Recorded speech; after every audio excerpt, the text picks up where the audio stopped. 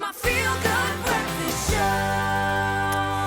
Welcome back, and we're about to get a massive dose of inspiration, so your timing is perfect. The transformative power of the arts is about to take center stage right now in Stellenbosch in a very exciting collaboration between the Stellenbosch Triennale, I hope I'm saying that right, and Stellenbosch University. The incredible arts-based Inquir initiative is set to use visual arts, music, dance, and drama to support learners from underserved communities. More than just an educational tool, this initiative is a research-driven approach to help young people express, heal, and then most importantly, thrive. And joining us this morning is Paseka Blessing Chisale to discuss the art education and art therapy program. They are not two different things. They are one beautiful healing notion. Buddy, thank you so much for being here this morning. Thank you so much. It's only your life's work. How did it feel having it laid bare in one introduction like that, man? I've got to ask that question because there is a lot going on here. And I think we often forget that, while yes, this represents a great new big project, at the heart of it are the children who need this. So why do this? And I love the fact that we have to start with purpose, with why. Why launch this? All right. So when it comes to the arts or art education, I think it forms part of our everyday lives. I think sometimes we try to, or we've grown to think of it as an esoteric entity that is often quite seen as an elitist space. So when we are creating intentional spaces for children to engage in this space, we're allowing them to express themselves, but also learn in natural ways, which are artistic ways of learning. So it creates that type of space for learners in engaging in art education. I can imagine it must be the most magical process to be a part of. I'm using the word magical a lot today, but for good reason, because the magic does happen in those soft spaces.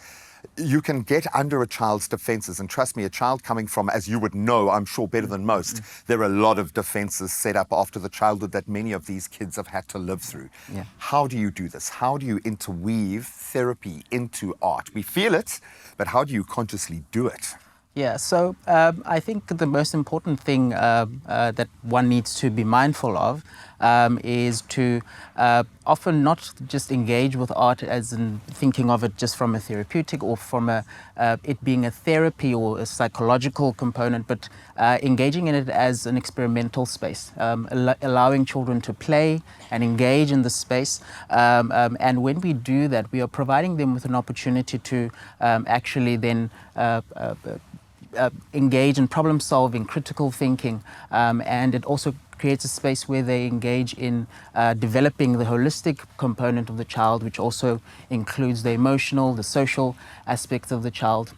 So it is quite important to consider it as just a space for play at first, and you will notice things coming out as you engage in the space. And I love the fact that then you're forced to kind of write the course as you're doing it based on every child that you have the great privilege of caring for that moment of their journey. You've had a chance to see it in action. You've been working with Kayamandi Secondary School, Stellenbosch Secondary. What's the response been like? Yeah, so at the moment, we are still in the process of actually implementing the program.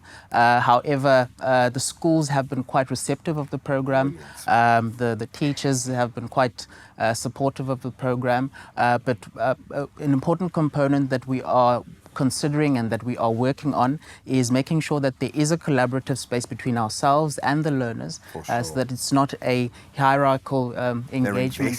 They're invested in the process. So as we engage in the program, we adapt the program based on what we are learning from the learners, and we have something that we refer to as a hope box, where the children provide us with their thoughts and ideas of how they see this program playing out. And this essentially also gives us a space to adapt our ways of doing and engaging with the learners in the space. I love that, because we get to experience, I mean, we've been on a journey since COVID, and I think our industry has healed us. I've watched musicians heal themselves through the emotional language that comes to bear in their songs, and heal us by giving us that language to use.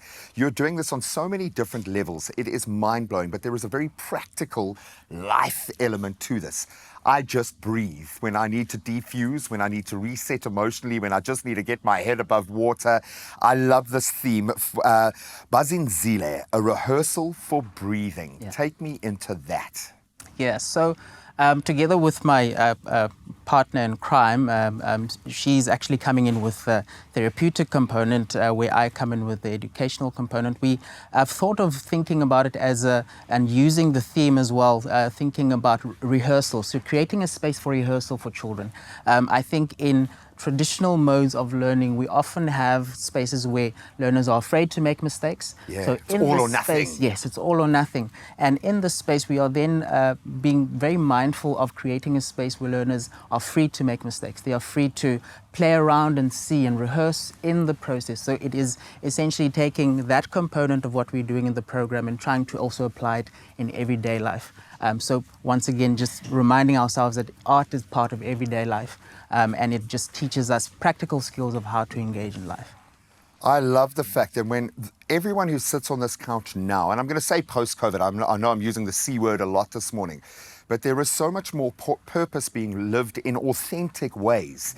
I cannot tell you how positive this makes me feel about the future of our country. If we are grasping onto these sorts of complex notions and simplifying them like this, it is amazing. Buddy, thank you and well done. Thank you. Thank you. Every school, every university, every educational space, every space where there are children, create these safe places where children can do what is most natural to them.